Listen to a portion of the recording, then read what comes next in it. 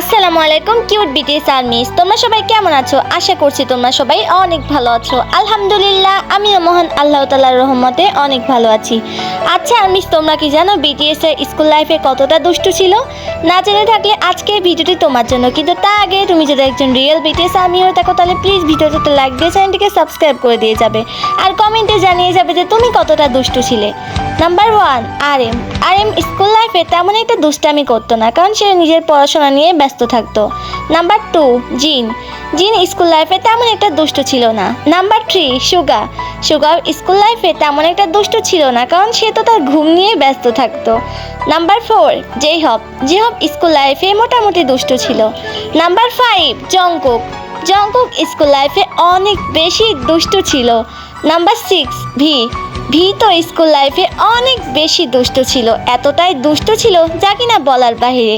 Number 7, Jimin তো দুষ্টুর রাজা ছিল। সে এতটা দুষ্টামি করতো যে পড়াশোনার দিকে তেমন একটা খেয়াল করতে পারতো না, আর এতটা দুষ্ট ছিল যা কিনা বলার বাহিরে। সো আর মিস, ভিডিওটা এই পর্যন্তই ছিল। ভিডিওটি ভালো লেগে থাকলে অবশ্যই লাইক কমেন্ট শেয়ার করে আমার চ্যানেলটিকে সাবস্ক্রাইব করে পাশে থাকা বেল আইকনটি ক্লিক করে দিবে।